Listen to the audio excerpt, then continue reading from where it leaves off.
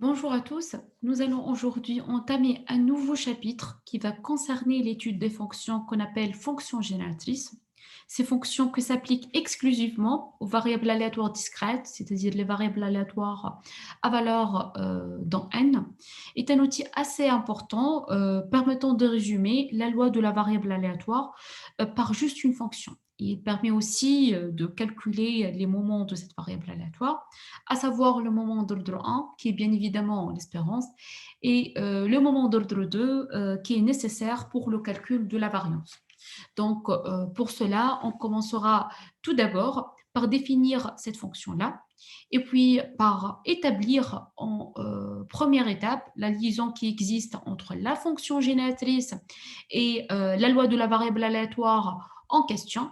Et en deuxième lieu, ou bien en deuxième étape, on va définir c'est quoi la liaison qui peut exister entre la fonction génératrice et les moments d'ordre supérieur de la variable aléatoire. Alors, commençons par la définition mathématique. Nous allons considérer une variable aléatoire à valeur donc grand N, c'est-à-dire une variable aléatoire discrète, telle que la loi de cette variable aléatoire est donnée par probabilité de x égale à k, avec le k, c'est un élément de l'ensemble des résultats possibles de la variable aléatoire x. La fonction génératrice, eh bien, elle est définie par la quantité réelle suivante. Alors, G indice grand X au niveau de point Z, avec Z, c'est un réel compris entre moins 1 et 1, c'est égal à par définition l'espérance de petit z à la puissance x. C'est-à-dire suivant les modes de calcul habituels de l'espérance, plus précisément suivant le théorème de transfert, cette quantité-là s'écrit comme étant la série de termes général probabilité de x égale à k, z à la puissance k, avec k, c'est un élément de l'ensemble des résultats possibles de oméga. Alors, ça se voit ici que cette série-là est une série bien convergente et par la suite, notre fonction ici, elle est bien définie. Car tout simplement, lorsque z elle est comprise entre moins 1 et 1, on a z à la puissance k, elle est comprise entre moins 1 et 1.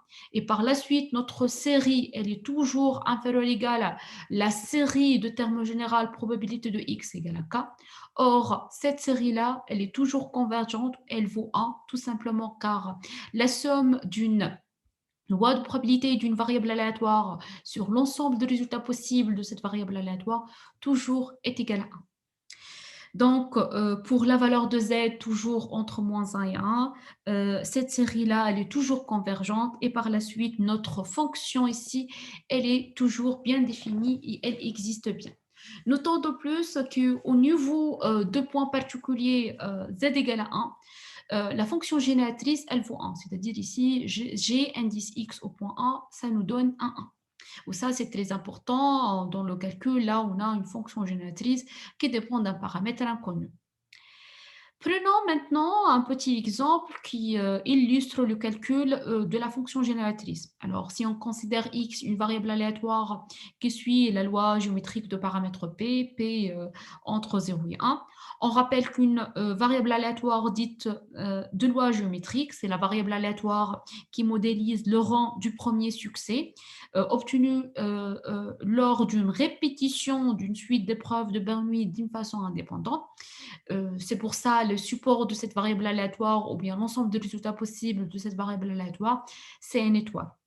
Donc, si on calcule quel que soit le z entre moins 1 et 1, la fonction génératrice associée à cette variable aléatoire au niveau de point z, c'est égal à la série de termes général, probabilité de x égale à n, z à la puissance n pour tout n appartenant à n étoiles, c'est-à-dire n allant de 1 jusqu'au plus l'infini.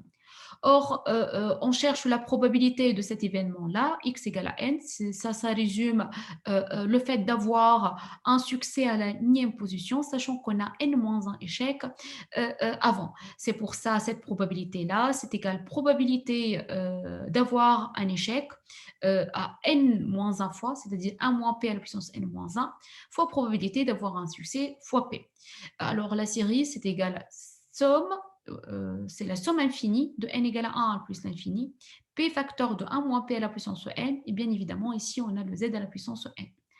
On a la constante P, on voit ici qu'on a n-1 en puissance. On veut bien avoir un n puissance. C'est pour ça on va multiplier et diviser par 1 moins P. Du coup, on a la constante, une constante totale qui est égale à P sur 1 moins P.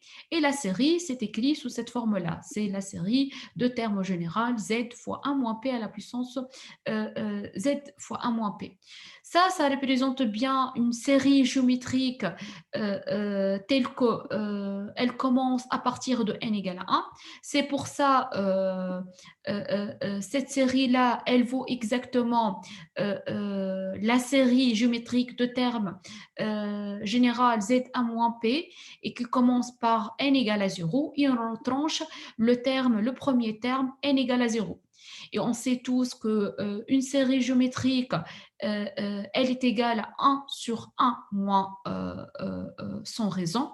Et si le raison, c'est égal à Z1 moins P, du coup, on trouve que cette quantité-là, c'est égal à 1 sur 1 moins Z facteur de 1 moins P et moins 1 ici. Une réduction au même dénominateur, ça va me donner cette quantité-là. N'oublions pas qu'on a la constante P sur 1 moins P juste à côté de cette série-là. Donc, quel que soit le Z compris entre moins 1 et 1, on a la fonction génératrice d'une variable aléatoire géométrique, c'est égal à PZ sur 1 moins Q, échec, fois Z. D'une façon générale, on peut donner une petite idée sur les différentes fonctions génératrices associées aux lois usuelles discrètes, les plus courantes que nous le connaissons depuis un bon moment, telles que la loi de Bernoulli, on sait ici sa fonction génératrice, la fonction génératrice de la loi binomiale, la fonction génératrice de la loi de Poisson, et on insère aussi la fonction génératrice de la loi géométrique qu'on vient de calculer tout de suite. Alors, toutes ces fonctions-là, on peut l'aboutir d'une façon assez facile en utilisant la formule ou bien la définition d'une fonction génératrice associée à une variable aléatoire discrète. Maintenant, à ce niveau-là, on va voir que cette fonction caractérise la loi de la variable aléatoire x en question.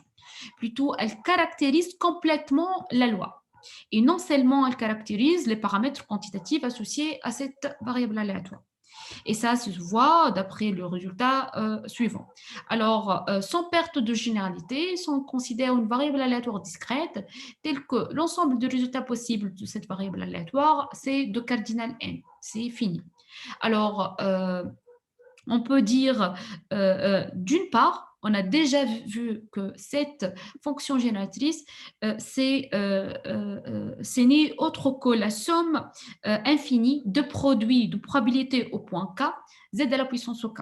C'est-à-dire probabilité de x égale à 0, plus probabilité de x égale à 1 fois z, plus probabilité de x égale à 2 fois z carré, ainsi de suite, jusqu'aux probabilités de x égale à n, z à la puissance n. D'autre part, notre fonction, elle est bien une fonction continue et même de classe infinie sur l'intervalle ouvert moins 1, 1. Tout simplement car ici, c'est une série entière telle que la série, elle est toujours continue, définie, de classe infinie sur son domaine de convergence. Alors, on peut utiliser ici un développement limité à l'ordre n au voisinage de 0 de notre fonction g de x et à l'aide de formules de Taylor-Young, on trouve que la fonction génératrice d'une variable aléatoire discrète, c'est égal à la fonction génératrice au niveau de point 0 plus la dérivée première de cette fonction au niveau de point 0 fois z, plus la dérivée seconde de cette fonction-là au niveau de point 0 divisé par factoriel n fois z carré, plus ainsi de suite la dérivée énième de cette fonction au niveau de point 0 divisé par n factoriel fois z à la puissance n. Et une petite identification ici entre le premier polynôme ici et le second polynôme issu de la de développement limité ou bien de la formule de Taylor-Young nous permet d'avoir que le coefficient de la part et d'autre de deux polynômes sont égaux. Alors ici, on trouve que la probabilité de x égale à 0, c'est égal à la fonction génératrice en 0. La probabilité de x est égale à 1, c'est la dérivée première de la fonction au point 0. Ainsi de suite que la dérivée énième au point 0 divisé par n factoriel, c'est égal à la probabilité de x, c'est égal à n. Ceci nous conduit d'avoir le résultat suivant d'une façon générale, que quel que soit l'élément n dans l'ensemble des résultats possibles de la variable aléatoire, la probabilité que x vaut n, c'est égal à la dérivée n de sa fonction génératrice au niveau de point 0 divisé par factoriel n. Autrement dit, afin de connaître la loi d'une variable aléatoire discrète, il suffit de connaître sa fonction génératrice ainsi que ses dérivés. Un exemple typique de ce calcul-là, on pourra le trouver dans l'exercice 1 de notre série numéro 2. À ce niveau-là, deux résultats assez importants s'apparaissent. Le premier résultat, que l'égalité entre deux fonctions génératrices entraîne l'égalité entre les deux variables aléatoires x et y, par exemple. C'est-à-dire, si on considère ici deux variables aléatoires, si on a la fonction génératrice de la première égale la fonction génératrice de la deuxième, alors nécessairement, on a la loi de la première égale la loi de la deuxième, et vice-versa. Si on considère deux variables aléatoires qui ont la même loi, alors nécessairement, ils auront la même fonction génératrice. Le second résultat qu'on peut l'aboutir, c'est que la fonction génératrice d'une somme de variables aléatoires indépendantes est le produit de fonctions génératrices. L'exemple le plus trivial ici, c'est l'exemple d'une variable aléatoire du binomial. En fait, on connaît tous qu'une variable aléatoire binomiale, c'est par construction, c'est la somme de n variables aléatoires indépendantes de Bernoulli. Alors, en se basant sur ce résultat-là, on peut dire que la fonction génératrice associée à une variable aléatoire binomiale, c'est égal produit n fois de celle d'une variable aléatoire de Bernoulli. Ceci a été illustré par le tableau récapitulatif qu'on vient de voir juste au début de cette vidéo-là. Alors, on a déjà vu que la fonction génératrice d'une variable aléatoire binomiale ici, c'est égal à n fois. On voit aussi qu'on a la puissance n, cette quantité-là qui est la fonction génératrice d'une Bernoulli. Passons maintenant à une caractérisation de moment d'ordre K de la variable aléatoire x à partir de sa fonction génératrice associée. Alors ici, on va commencer par le moment d'ordre 1, qui est autre que l'espérance, et on a le résultat suivant. Alors, on revient vers c'est quoi une fonction génératrice? C'est une série de termes généraux, probabilité de x égale à n, z à la puissance n. N appartient à l'ensemble de résultats possibles de notre variable aléatoire. Passons à la dérivée première de cette fonction-là. Ceci est faisable car tout simplement, on a une série entière, alors on peut la dériver autant de fois qu'on veut sur son domaine de convergence. C'est pour ça la dérivée première de cette fonction-là, c'est égal à la somme sur tout le n appartenant à x de oméga, n, probabilité de x égale à n, z à la puissance n moins 1.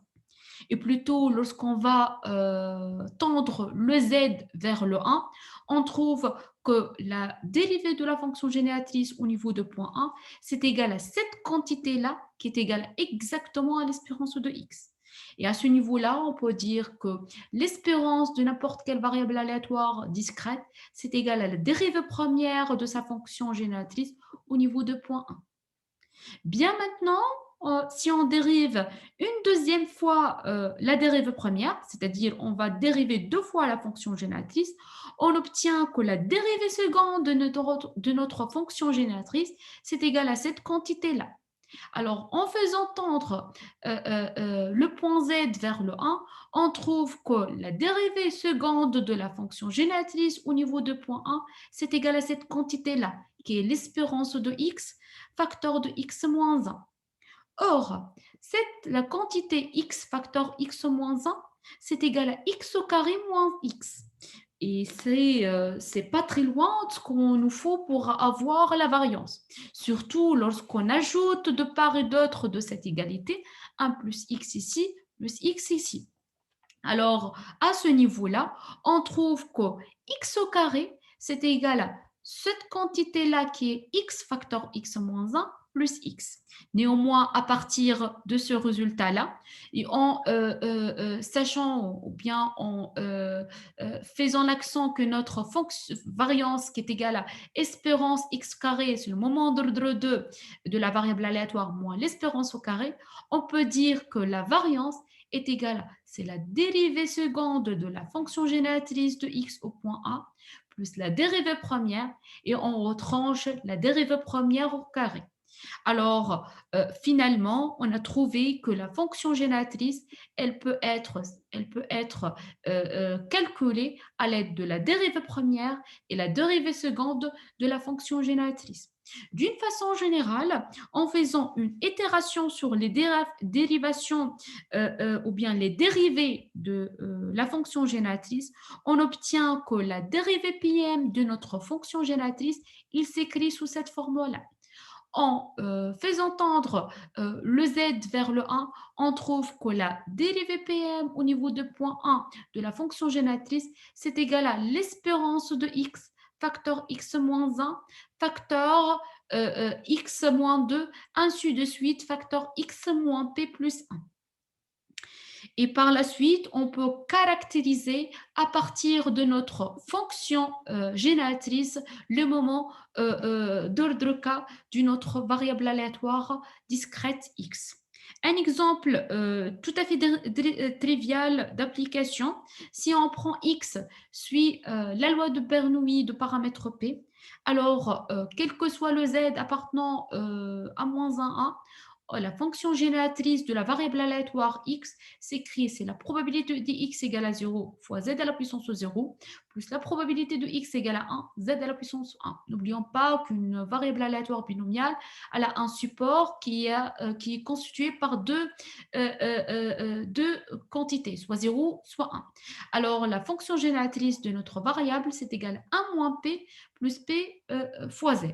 Alors, une dérivation première, elle nous permet d'avoir un p qui est exactement est égal à l'espérance de x, et une dérivation seconde de la fonction génératrice, elle nous donne un 0. C'est pour ça ici, si on calcule la variance de x qui est égale à dérivation seconde de la fonction génératrice au niveau de point 1 plus la dérivation première de la fonction génératrice en 1 moins la dérivation première au carré. C'est-à-dire, on va trouver 0 plus p moins p au carré, qui est égal à exactement p facteur de 1 moins p. Et à ce niveau-là, on retrouve encore une fois l'espérance et la variance d'une Bernoulli, une variable aléatoire de Bernoulli. À retenir maintenant que pour calculer le moment d'ordre supérieur d'une variable aléatoire entière, une variable aléatoire discrète, il est beaucoup plus rapide d'utiliser des dérivations de la fonction génératrice que plutôt qu'un calcul direct. Avec ce résultat, je finalise cette vidéo. Merci beaucoup pour votre attention.